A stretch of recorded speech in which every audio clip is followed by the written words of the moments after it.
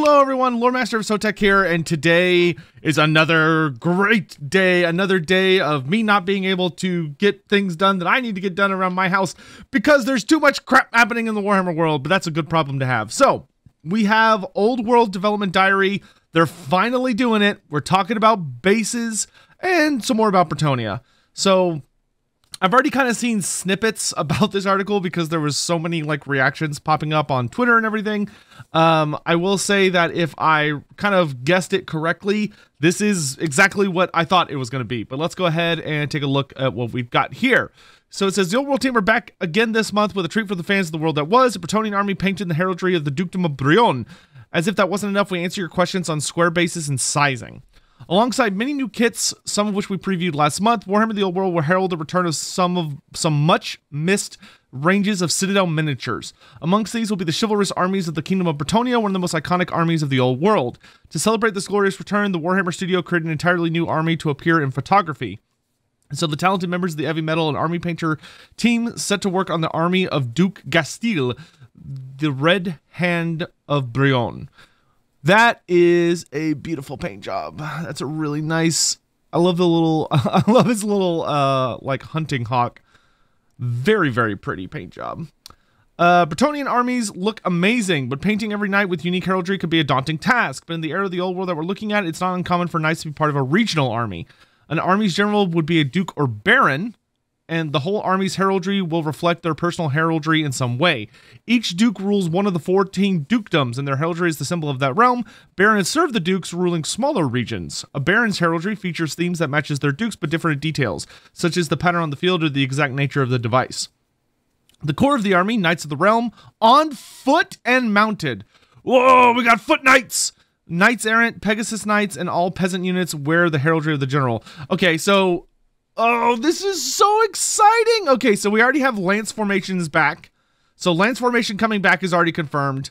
Though it actually looks quite a bit different than Lance formation did in at least the editions that I played. Back in 6th, 7th, and 8th, Lance formation, you usually had it where the Bretonnian command was all together. So you had 3 guys in the front rank, and then every rank one behind them was 3.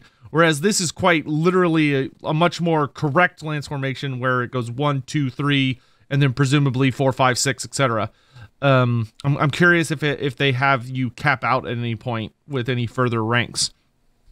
The knights and peasants that make up the army of Brionne all proudly wear the heraldry of their duke, a white battle axe upon a quartered field of red and black, explains Rob, one of the designers.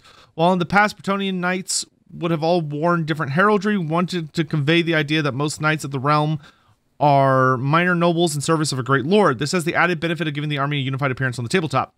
Of course, elite units such as questing knights and grail knights may wear the colors of their general, or they can each display their own heraldries. This freedom befits such noble heroes and gives fans the opportunity to explore different heraldries on a manageable number of models. Or, you know, you could just do what you want. you just paint it how you want. Let's see. None of this means the old color schemes have gone away. We also plan to introduce rules for exile and crusade armies. Oh, okay. That's super interesting. So there's going to be different. That's super interesting. Okay. This first allows fans to focus on dishonored knights, while the second idea focuses on the idea of glorious crusades that form when knights from all over Bretonnia answer to the call to undertake a quest. These schemes can be very colorful indeed, just like the classic Bretonnian armies. In short, we wanted to give hobbyists the chance to paint a Bretonnian army in a uniform scheme, while maintaining the idea that every model can be unique if you want it to for those who relish a challenge. So I'm curious if that is going to have any kind of rules. That has to be rules related, right? I can't imagine them coming out and being like, hey, we created these different types of armies that are only for painters, because like painters don't give a shit. Like I'm sure there are some who care, but like ultimately painters do not care what the rules are. Like they're going to paint whatever they want to paint. That's the whole freaking point. They don't need an excuse. They don't need logic or reason behind it. They're just going to do what they want.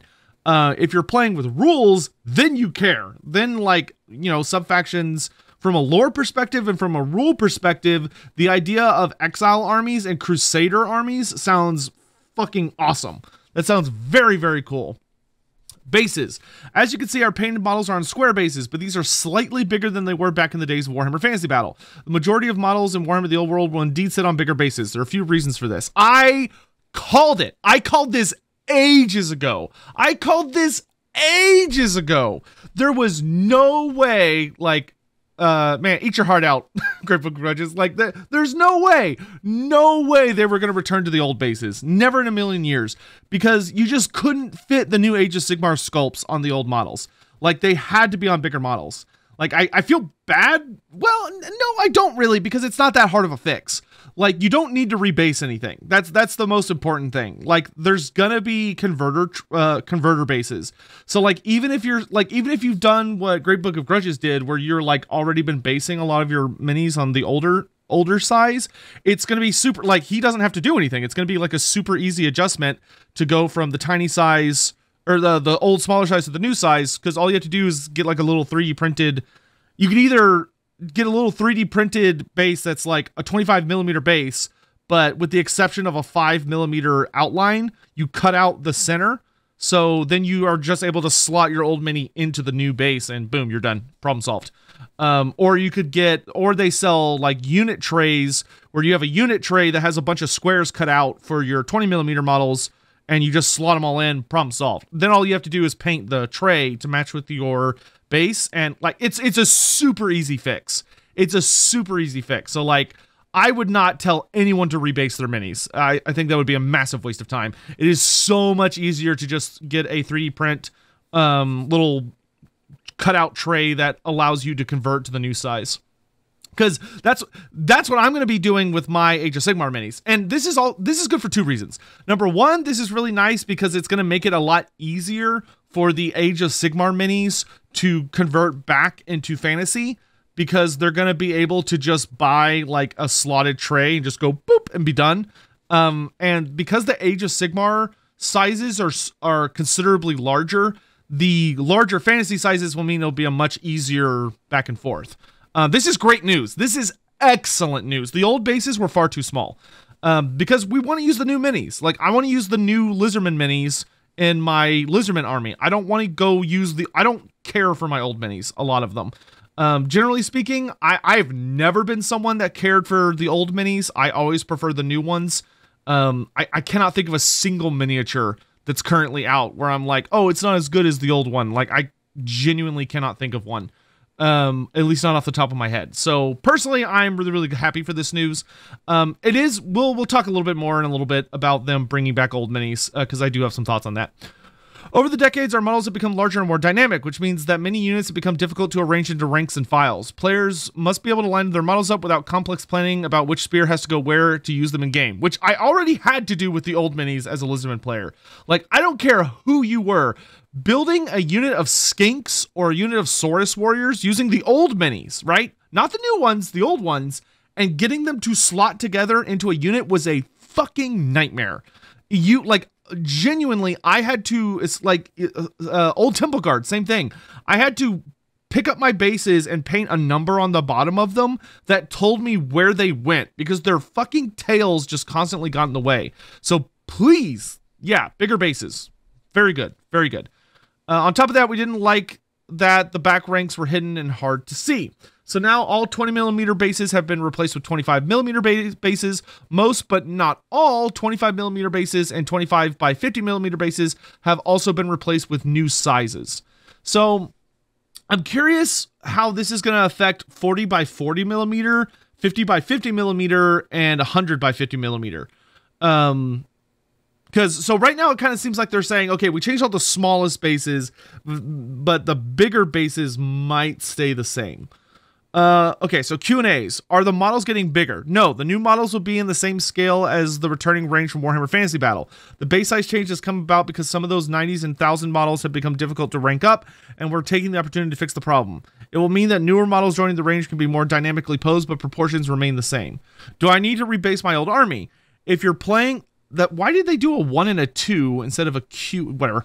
If you're playing at home, there will be no requirement to rebase anything. For casual play, the size of bases will make a minimal difference to gameplay.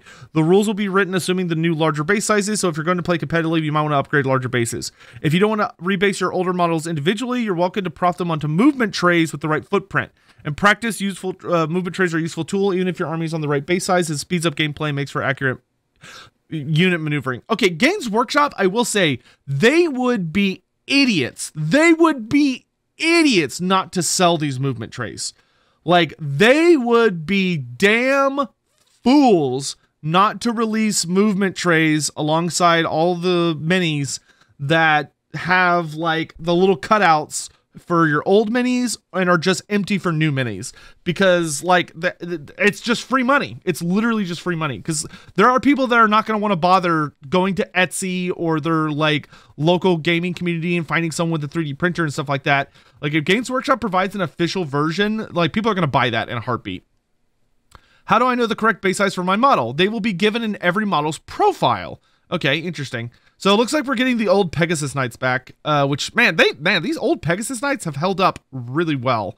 Like, the teeth on the horse, like, the horse's face is a little funky, I think, but overall, I think the mini has actually held up very nicely.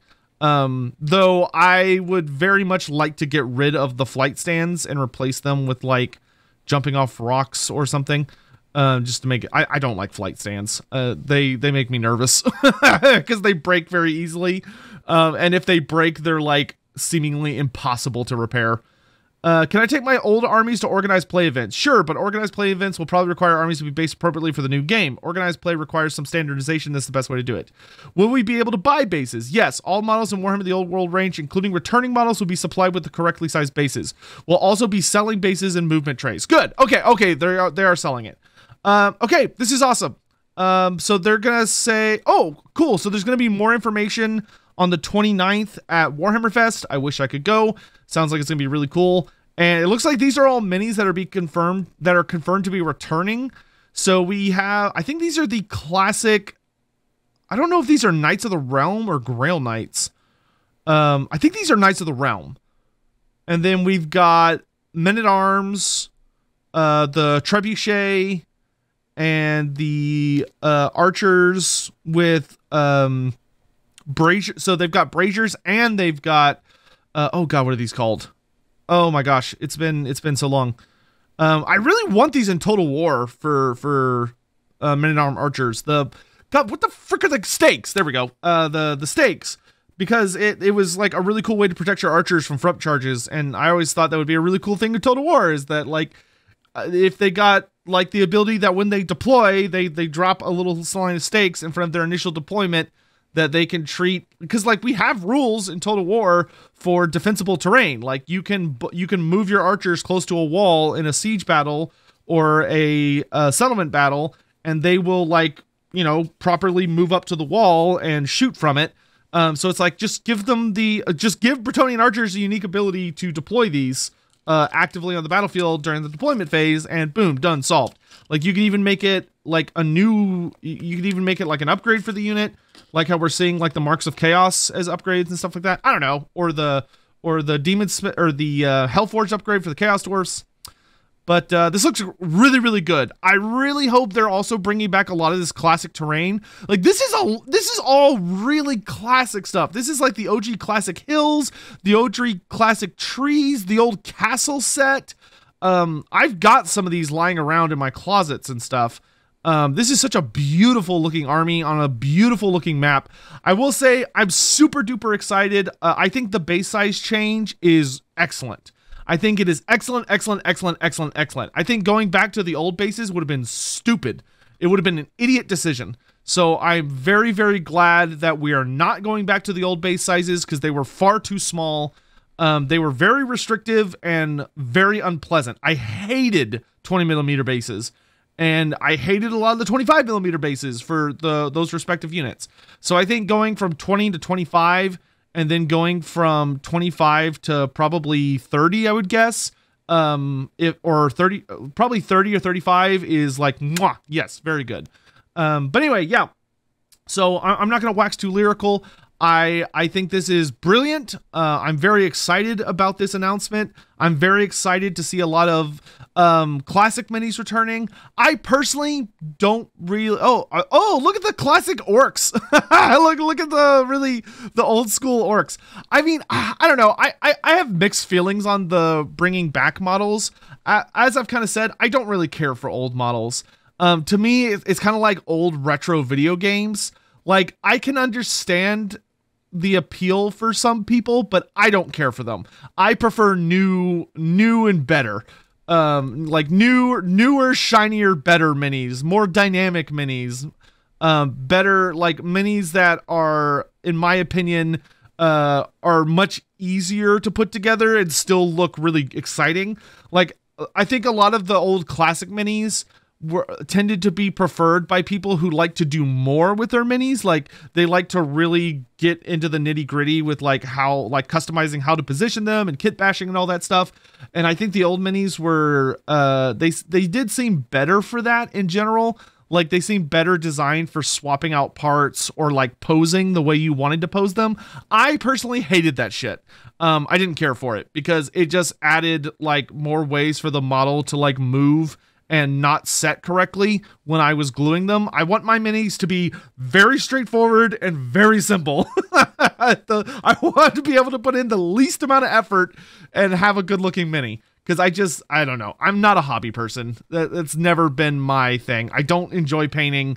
I don't enjoy putting models together. I don't know. Like, I enjoy putting models together, but it's very time consuming and it adds a lot of extra expense to the hobby. I hate painting. Like, I flat out dislike painting.